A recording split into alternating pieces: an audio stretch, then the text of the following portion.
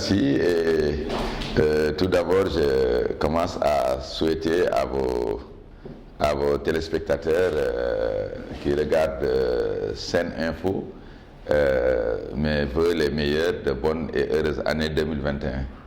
Que ça soit une année de paix, une année de bonne santé, une année de réussite dans toutes les entreprises, mais aussi une année de fraternité, de solidarité et partagée.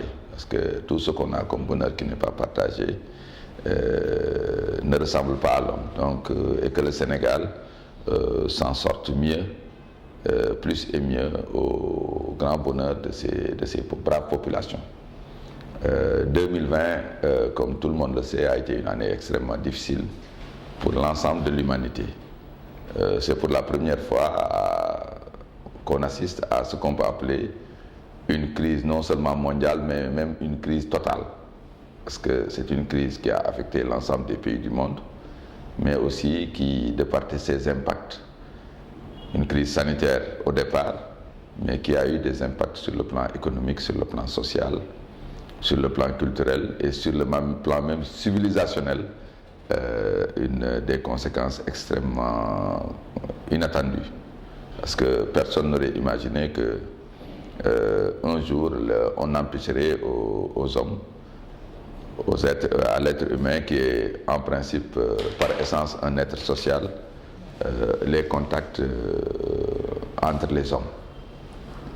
On a parlé de mesures barrières, on a parlé de distanciation sociale, on a parlé d'éviter les rencontres ou même presque de les proscrire, couvre-feu, état d'urgence et que sais-je encore comme mesures restrictives pour éviter les contacts, parce que le virus, ce n'est pas son caractère létal, c'est-à-dire sa capacité à tuer les hommes, mais c'est sa capacité surtout à contaminer les autres. C'est son pouvoir de contamination qui est extrêmement dangereux et qui a fait que les mesures ont été prises. Donc nous remercions le Dieu, le Seigneur, et d'avoir encore, de nous prêter encore vie, parce que ça a été une année où on a eu énormément de pertes en vies humaines et particulièrement de pertes de très haute personnalité. Toute la vie humaine, toutes les vies se valent, mais quand même le fait marquant a été la disparition de très grandes figures sénégalaises, depuis Pape Diouf, qui a été l'un des premiers décès de la Covid. Pape Diouf, ancien président de l'Olympique de Marseille, grande icône du football mondial, un grand patriote et un ardent défenseur et supporter du football sénégalais. Ensuite, il y a eu d'autres décès de très haute personnalité. Je parle de Babacar Touré, je parle du général Niang récemment disparu, je parle du professeur Ibader Thiam, je parle d'autres et d'autres. Finalement, nous ne savons même plus qui est parti avec la Covid et qui ne l'a pas été. Mais en tout cas, les gens avisés sur le plan médical nous disent que sur 80% quasiment des décès, 80% des décès pour ces grandes personnalités relèvent de la Covid. Donc ça veut dire que ça a été... je n'oublie pas bien sûr le club Sénégal émergent, parce que nous avons perdu d'éminentes personnalités au niveau de ce club. Je pense à Pierre Adama Ndiaye, le secrétaire général du ministère du Plan, de l'économie et de la coopération, qui fut membre fondateur du club Sénégal émergent et qui en a d'ailleurs été le premier coordonnateur du comité scientifique. Et je me souviens, le premier jeudi du club Sénégal émergent sur la croissance, je crois que vous y étiez, et c'est lui-même, Pierre Ndiaye, qui l'avait brillamment animé.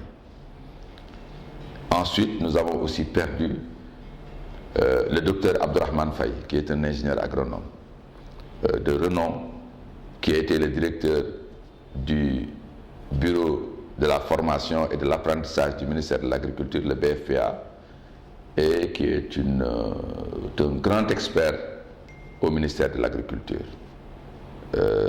Il était un membre éminent du comité scientifique du club Sénégal émergent. Lui aussi, il fait partie des premiers à être décédés de la Covid. Donc vous voyez que de quelque bout qu'on le prenne, la Covid a touché, a semé le deuil et la désolation presque dans l'essentiel des familles. Donc nous présentons à l'ensemble des familles, à l'ensemble des Sénégalais et surtout aux victimes directes nos sincères et émues condoléances et nous prions pour le repos de leur âme. Maintenant, les impacts de la Covid sur le plan économique, sur le plan social ne sont plus à dire. Le Sénégal est parti d'une projection de croissance de quasiment 6% pour se retrouver à 0,7%. Donc on craignait même ce qu'on appelait la récession. Mais heureusement, nous avons eu une croissance, même si elle est de 0,7%. Et voyez les conséquences sur l'ensemble de l'économie. Maintenant, je ne parle pas des secteurs qui ont été terriblement sinistrés. Je parle du secteur des transports aériens, je parle du secteur du tourisme, je parle du tourisme du secteur de l'hébergement, du secteur de la restauration, je parle du secteur de la culture, des arts et des spectacles, je parle du secteur informel, je parle surtout de la diaspora sénégalaise qui envoyait au moins chaque année plus de 1500 milliards et qui représentait plus de 10% du PIB et plus du quart du budget national.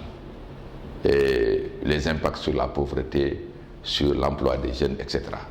Mais aussi 2020 a été l'année de l'immigration, du rebond de l'immigration clandestine, particulièrement des jeunes, avec des résultats terribles. Et l'année 2020 aussi a été quelque part une année de résilience nationale sous la conduite du président de la République, son Excellence Macky Sall, qui a, dès le début, le Sénégal a été l'un des premiers pays à mettre en place un plan de résilience économique et sociale avec le Fonds Force Covid-19, qui a dégagé des ressources importantes pour le secteur de la santé et de la pharmacie, mais aussi pour l'ensemble des secteurs impactés jusqu'au secteur des entreprises. Donc très tôt, le Sénégal a pris les mesures qui ont permis non seulement de limiter les dégâts, mais de contenir la Covid et là aussi saluer les performances de nos personnels sur le plan médical et pharmaceutique. Parce que le Sénégal a été classé deuxième au niveau mondial dans la gestion de la Covid. Ça aussi, je crois qu'en dépit de la grisaille, c'est des facteurs de résilience que nous avons obtenus. Autre résilience, ça a été aussi le secteur agricole.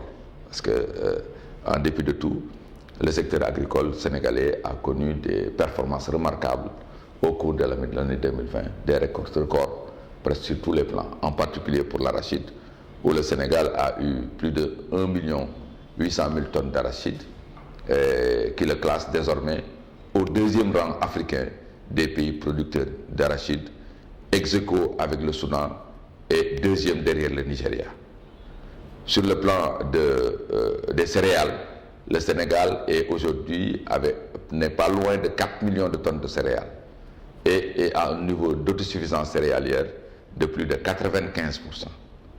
Je ne parle pas maintenant de tous ces impacts, les prix de l'arachide, etc., etc. Donc, et aussi notre pays a pu revoir ses politiques par rapport au plan Sénégal émergent, particulièrement en mettant en œuvre le plan d'action prioritaire 2A, le PAP 2A, plan d'action prioritaire ajusté et accéléré. Donc, qui est une vision permettant non seulement de rattraper les retards causés par la Covid, mais aussi d'accélérer le processus de croissance afin d'avoir au cours de l'année 2021 au moins un taux de croissance qui sera supérieur à 5% et d'aller à partir de 2022-2023 à un taux de croissance qui pourrait taquiner les 8%. Donc le bilan de 2020, bien qu'étant macabre, bien qu'étant sinistre, bien qu'étant difficile pour les populations sénégalaises, a été aussi une année qui a montré que notre pays est un pays résilient. Parce que quand on est préparé au pire, on est en mesure de faire face à toutes les situations. Et maintenant, ça montre que les Sénégalais et le Sénégal commencent à se mettre dans les conditions du pire. Et ça, c'est très important, parce que c'est ça qui crée les conditions de résilience. La vie n'est pas un long fleuve tranquille, encore moins pour la vie des hommes, encore moins pour la vie des pays et des nations. Et c'est dans cette dialectique de la difficulté et des joies relatifs que doit se construire en fait une démarche de vie qui pourrait permettre de surmonter les obstacles. Voilà un peu ce que je voulais dire sur l'année 2020, qui non seulement a été une année de difficulté, mais aussi a été une année d'espoir. Et les gens ont tiré énormément de leçons de cette Covid, parce que si la Covid ne permettait pas de tirer les enseignements qu'il fallait, ça veut dire que la Covid n'aura servi à rien.